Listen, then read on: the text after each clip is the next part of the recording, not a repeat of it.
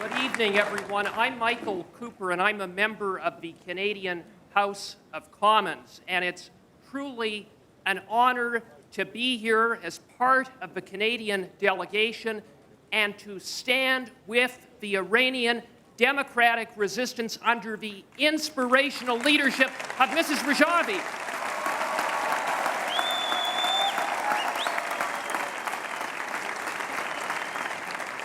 Today, as we gather here, tens of millions of Iranians suffer under oppression by a brutal and evil regime, a regime that jails, tortures, and murders democratic voices, a regime that poses a huge threat to global peace and security, and a regime that is the largest exporter of terrorism around the world.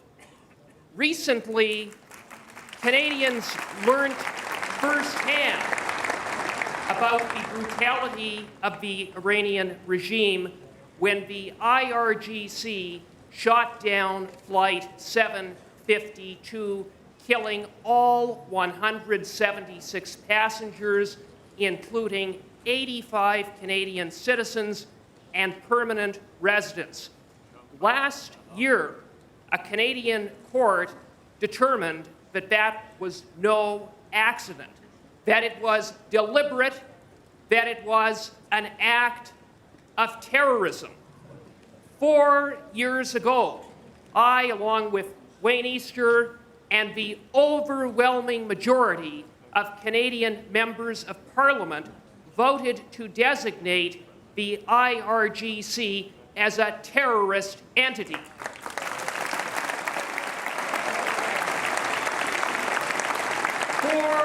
years later, it's time for the Canadian government and all governments of goodwill to designate the IRGC what it is, a terrorist entity. And we must now, more than ever, redouble our efforts to support the resistance, to impose maximum pressure on the regime, and to work to hold the perpetrators of the regime who have committed crimes against humanity and terrorism accountable, including Rahizi, who has blood of tens of thousands of Iranians on his hands from the bloody summer of 1988, when more than 30,000 political prisoners, including women and children, were executed. Rahizi must be brought to justice.